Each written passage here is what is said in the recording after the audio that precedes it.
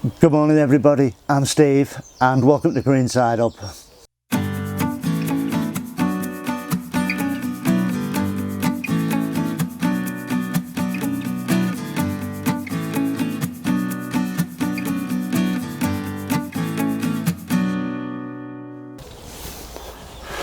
Well, I've got the tomato protection boxes open this morning, just getting in there just to stake them because they were starting to flop a little bit, and to get in there to side shoot them, take off any dead leaves, do any little bits of weeding that need doing and take the side shoots off.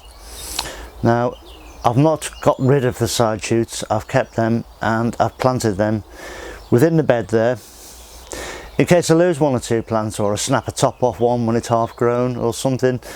So yeah, just always plant up some.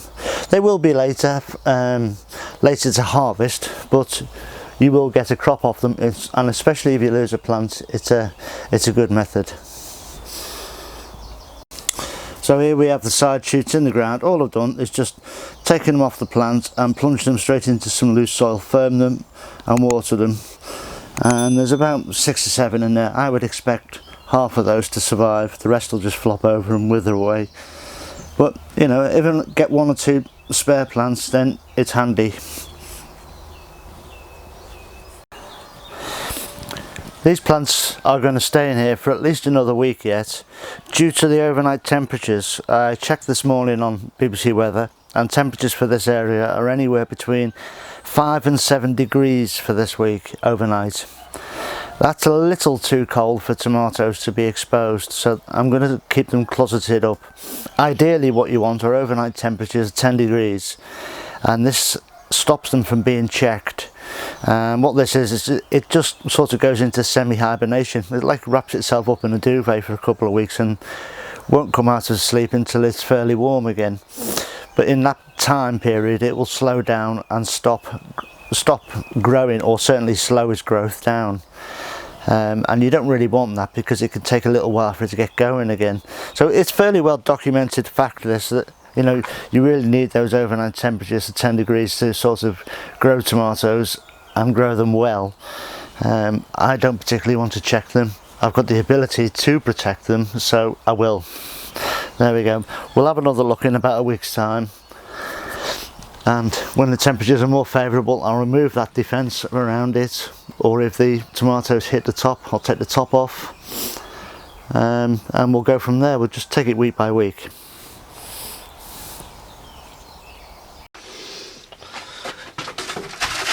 Well, it's time to put some Dahlias on.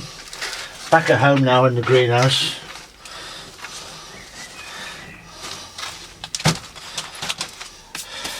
These are all seed grown. I've got Dahlia Bishop's Child, Dahlia Showtime, some Tithonia here, orange, lovely plants. These are the ones I'm going to be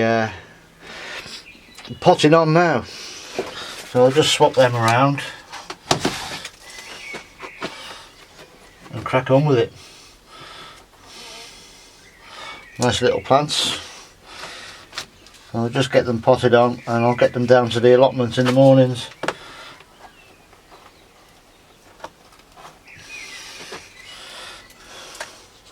Time to get all this stuff moving on. Surrounded by seedlings here and at the allotments.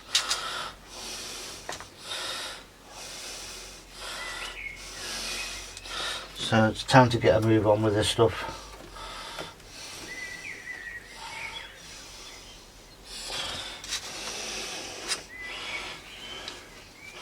So this is all for sort of late season colour.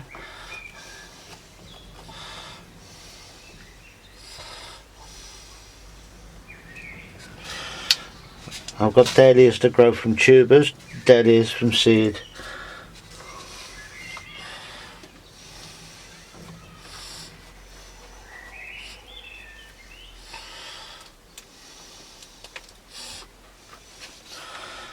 Nothing difficult. This is just repurposed, multi-purpose compost as well. I mean, I've used it for a couple of years down the allotments with my potatoes in the little tubs, containers, and I was going to put them in the bottom of my no dig beds, and it was there, but I've rescued some of it, fetched it up. This time I've managed to add some bloodfish and bone to it, which I didn't do in previous use.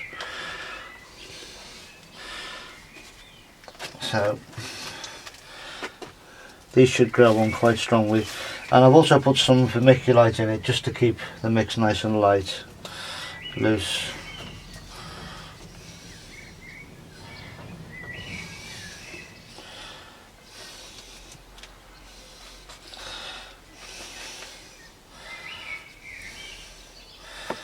So what I shall be doing is every afternoon when I come back from I'll go to the allotments in the morning, and in the afternoon I shall be potting on plants for the next week or so, I think,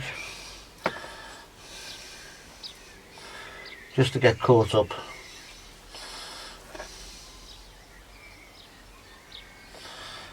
Lord knows I've got enough of them, but if you want tons of flowers you've got to do these things. So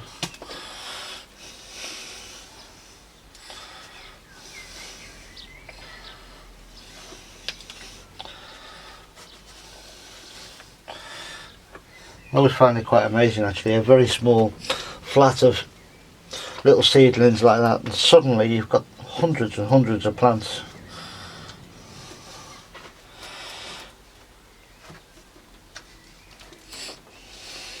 It's never really a struggle to sow these plants, but more often than not it's a struggle to find space for them to grow in the actual garden.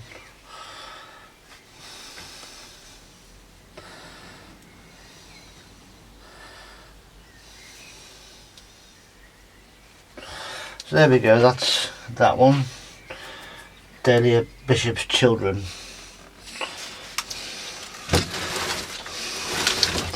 Well, there we go.